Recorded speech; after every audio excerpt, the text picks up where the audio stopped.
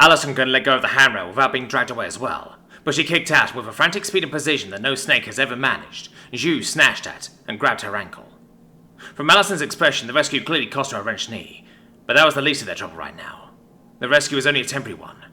As the lust of the air fled, their lives were now measured in seconds, if that. Hard vacuum had always seemed like an oxymoronic term. Now Julian understood it intimately. He tasted copper and pain as the saliva boiled in his mouth, and he could feel the blood under his skin fretting to do the same. Though his eyes watered to defend themselves against the dissecting void, the tears fizzed off his eyeballs as soon as they were made. Burning frost formed on his ears, nose, eyebrows, fingers, lips. His ears, so recently abused by explosions and alarms, now rang in the silence to drown out the eerie way that his own heartbeat echoed around his body. His chest heaved and creaked, pressing down on unnaturally empty lungs that themselves were seething and screaming with boiling fluids and embolism. By some miracle, either by happy accident or alien incompetence, or a rare moment of actual engineering ingenuity, the doors to the cabins had all flung themselves wide open the moment the power failed, clearing a way to the bunks, each one of which was a life raft. Those open doors were the difference between life and death for all three of them, with only seconds at the outside until they passed out and died. Having to punch in the door code would have killed them. Instead, they had exactly one shot. He grabbed Allison's wrist and heaved, flinging her through the nearest door and towards his bed with Zhu still trailing from her ankle, and hauled himself through after them. They crashed together into the bunk, and with what felt like it was surely the last of his strength, Julian grabbed the bright blue handle that had popped out of his covers and yanked it down. It broke. It also worked. The bugs built-in quantum power core fired, and they collapsed onto the mattress as gravity reasserted itself. Forces went up even as the walls came down, and emergency air tanks explosively vented into the enclosed space, painfully slamming into every vacant bronchiole of their lungs. Even Deathworlders could do nothing but lie there, convulsing weakly and coughing. The life raft was built for flimsier beings, however. As delicately as a new mother afraid that her baby will break at the slightest touch, it enveloped them, wrapping them in layers of protection, slipped his moorings, and escaped. There were lights in the top of his control interface that told Amir how many life rafts had launched, but he couldn't spare the millisecond to glance at it. All he knew was at least some of them were blinking, which meant that at least some of his friends were safe. That was enough. There was no time to wait for more. He threw Sanctuary into something not dissimilar to a Herbis maneuver, modified in ways that only a high-power spaceship could achieve in vacuum.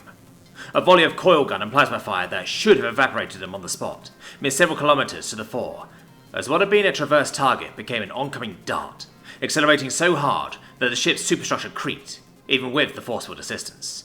Ship? It chimed his readiness for an order, and he gave one. Quiet, calm, and quiet, despite the ragged difficulty he was having breathing. Show me Earth. The blue dot appeared in his field of view, and he thanked Allah that he had one last chance to look homewards before he died. Allahu Akbar.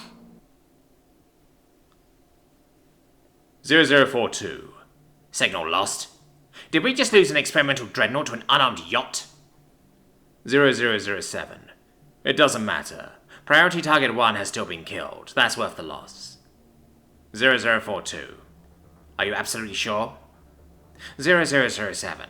Do you have a spare ship able to get there any time in the next few months to check? 0033. That was the only 3-point jump ship we had and you know it. 0007. Well then. 0012. That seems complacent, 7. 0042. Not to mention being a non sequitur. 0007. If PT-1 somehow survived that and resurfaces, we will know about it instantly. He won't be able to build a replacement ship without our knowledge. Even if he is not in fact dead, he is still neutralized. 0042. Conceded. 0012. Conceded. 0030. Clearly the 3-point jump project needs more work. We were exceptionally lucky. A margin of error in the exit location greater than 3 parsecs is just not acceptable. We had a 3 in 4 chance of being out of range to intercept. 0067. That margin of error is a product of quantum inherent uncertainty. I'll await your success in overcoming that with considerable interest. 0004. And we have put pay to those unwelcome intrusions in our systems. Even with the loss of the dreadnought, this has been a successful day. 0007. Agreed. 0012. Agreed. 0004. Ending session. Good work. System notification. Session closed. Redirecting. Subnet mask unknown. Port unknown. Unknown. So, what exactly happened, 6? Unknown. Jim didn't see fit to brief his crew. Not a foolish idea, but from the looks of things, his network security expert was tenacious and inventive enough to identify the link, and his probing it revealed the intrusion to 4, who ordered us in. For the sake of keeping the Kabbalah secret, we had to play along. Unknown. At least your cover 7 is still intact. Unknown. At least there is that, yes. I think we should put a moratorium on bringing me space agents into the channel from now on. Unknown. Seconded. Unknown. Agreed. Unknown. That seems sensible, assuming our own activity won't generate similar errors. Unknown. It won't. 7 managed to patch at least that little problem. Unknown. Good. What about Jim? Unknown. If he survived, we'll be hearing from him soon, I hope. System notification. Channel closed. Zhu is back in the commune on Growl. She knows this because she is dreaming, and it's a familiar dream and a good one. A dream of warmth and safety, of a strong chest and an arm around her. One where she always realizes that she is dreaming about 10 seconds before Muen begins to bounce all over her, summoning her to a new day. Her eyes flutter open and she frowns in confusion. There are a few extra details in the dream this time. The hand lightly hugging her waist, the breath rippling her hair, the leg that her own leg is thrown over, and the foot moving against her own foot. A dull, emphatic soreness in every cell of her body. The blonde head that's asleep on the opposite side of that strong chest, also with an arm around her, and with a little roll of T-shirt bunched in her fist. The owner of that head looks in a bad way. Her face is puffy and bruised, and there's a tear streak down the fold by her nose that has an alarming dry blood hint to it. Her breath has a phlegmy, rough edge. Why is Allison in my dream? Where's Shem or Nartangel? Oh, we slept? Julian's chest moved, and she enjoyed the sound of air rushing into it, and the way the word, yeah, reverberated warmly within him, just below her ear. It distracted her from all the pain her vacuum-abused body was trying to tell her about. We all did. For a couple of hours, he murmured, and was whispering. She looked up. They were kissing close, so near that she could feel the warmth of his face. The inside of the life raft was lit only by orange and blue lights which reflected in his eyes, though those eyes were bloodshot behind the reflections. Guess getting space does that to you, he added. She shivered and tried to burrow into his side to escape the memory of the wrapping touch of nothing, fighting back a horrible flashback of being about to die, and powerless to stop it. He gave her a little squeeze, and she whimpered a small pain sound, as he accidentally massaged a muscle that had so recently been cramping for the bends. He immediately flinched back from the hug with a whispered, sorry. She tried to move to relieve the discomfort, but found that she was practically paralyzed, and that the pathetic range of motion she could summon the strength for was excruciating. Fishing for something to talk about to distract her from the gnawing concern for her own well-being, she aligned on an urgent question. The others, she whispered, so as to avoid waking Allison. Have you heard from them? His chapped lips went thin, and his jaw twisted as he answered by gently shaking his head. Oh. On the plus side, it doesn't look like the ship that attacked us had backup, so it probably saved the set course of civilization. She agreed, and lowered her head onto his shoulder for a second. It occurred to her that he was holding her, in exactly the same way that he was holding Allison. She twisted to try and look at his arm, which was resting lightly around her shoulders, his hand light on her waist. Oh. He started to remove the arm, twisting to extract his shoulder from under her head, moving awkwardly and clearly in terrible pain himself. Sorry. No, I don't mind. She stopped him by rubbing her head into his shoulder to drive home the point. Despite everything, despite what they had just been through, despite the crippling effects of vacuum exposure, having that arm around her felt safe, here in the quiet. It's just... What? She smiled sadly at Allison's face, sleeping only inches away from her own. She's not into sharing, she said, then added without thinking, unfortunately. Julian stopped breathing for a second. Sorry, Jules said, then realized what she'd just said and rolled her face into his shirt, burying her sudden tears there. I'm sorry. I didn't mean... I did, but... God, I don't know where my head's at right now, I'm sorry. Hey, it's fine, he said, and squeezed her again. I get you. She looked back up at him. I'm sorry, she repeated. Both of them jumped slightly when Allison made a noise that sounded equal parts amused, sleepy, and agonized. It's okay, she murmured. Just don't kiss him. The joking echo of their earlier conversation at least allows you to quash a treacherous impulse to do exactly that, and echo Julian's weak chuckle with a watery little laugh of her own. She smeared her cheeks dry with the heel of one palm. So what happens next? She asked. Head for civilization, I guess, Allison replied, holding herself up onto one elbow with a pain groan. God, I feel awful. Yeah, well, we got fucking lucky, Julian said. 1 second longer, none of us would have made it. Jesus, Allison rasped. She coughed and frowned at the red spatter on her palm. We'd better get our asses somewhere with a hospital, huh? She croaked. Yeah, I've got bad news on that front, Julian revealed. What? This thing only does 1 kilolight. Allison's expression fell. Oh, shit. Shu looked back and forth between them. That's slow, isn't it? It's about 500 times slower than Sanctuary's cruising speed, Julian said. And even for Sanctuary, it was a week's travel back to the nearest station with an FTL relay. Oh, for us, that's... Oh.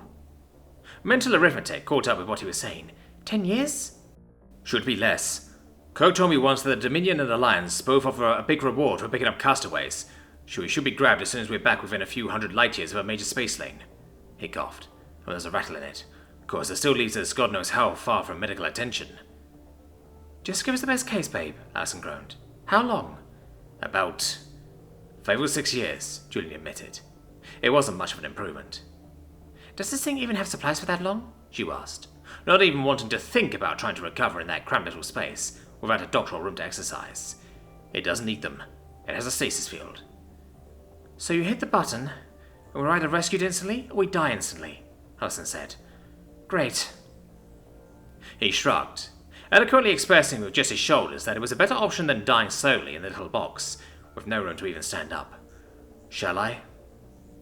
Allison hauled herself up with a little sound through gritted teeth and kissed him.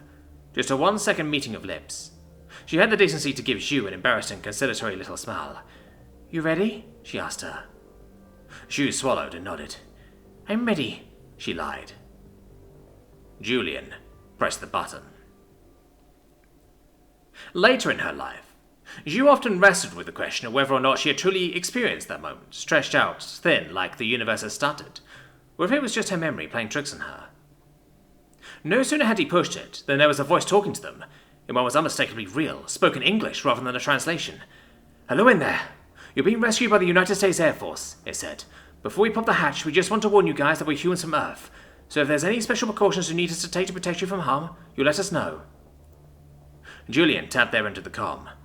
No need, pal, he grunted, stress and fear clearly falling off him, despite the tortured edge to his voice. We're American. Hey, Xu objected, fairly amazed at herself that she, absurdly, still cared about the difference right now. All right, 2 Americans, 1 Canadian. 3 humans? Jackpot.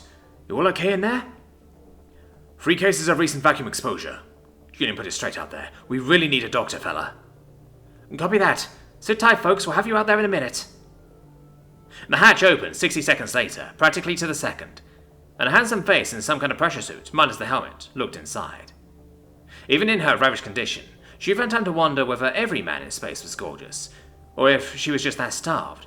But this guy looked like he'd be able to wrestle Hercules with one arm and punch out Thor with the other. He was a long way shy of tall. In fact, he was only barely taller than Xu herself, but the body under that pressure suit must have been pure muscle. Everything he lacked in height, he packed on in breadth and depth. Shit, you guys weren't kidding about the medical attention, he commented, revealing himself to be the same voice from the radio, and holding himself easily into their capsule. You should see the other guy, Allison quipped. Ha, bueno. He turned and said something to whoever was waiting outside, then ran a practiced eye over the 3 of them, and approached Xu first. Hey, can you try and grip my hand for me? He asked. When he took her hand, he felt strong enough to crush the bones to powder, and he put another hand on her opposite shoulder. She felt a curious coldness there for a second. She tried. She really did. But her fingers barely twitched, and she swallowed down on her fear. Okay, that's fine. I'm just going to get this board under you, and we'll get you taken care of, all right? The easy way he inveigled a board onto her body in the cramped space and strapped her to it proved it. This guy was strong, in a way that made Xu reflect briefly on what it must have been like for the Gallians whenever they got a demonstration of her own strength. "What's your name?" he asked, hauling her out to the life raft as easy as if she was made of packing foam and laughter, and managing to avoid exasperating the deep ache in her bones. It was hard to remember for a second, but the knowledge came back to her. Her vision was going funny, darkening at the edges. "I'm Zhu. Zhu Chang." "Nice to meet you, Zhu," he replied, as somebody took the other end of her board and together they lifted her onto a gurney. And you?" she asked. It was hard to find volume for some reason. What's your name?" He took her hand, and there was a power in his grip that she used to anchor herself to the right here and right now. She was home. She was safe. She just had to hold on a little longer. After all she'd been through, she knew she could do it. "I'm Adam," he told her, and his name carried her down into a place where dreams could never find her. "Staff Sergeant Adam Aries, USAF Para Rescue."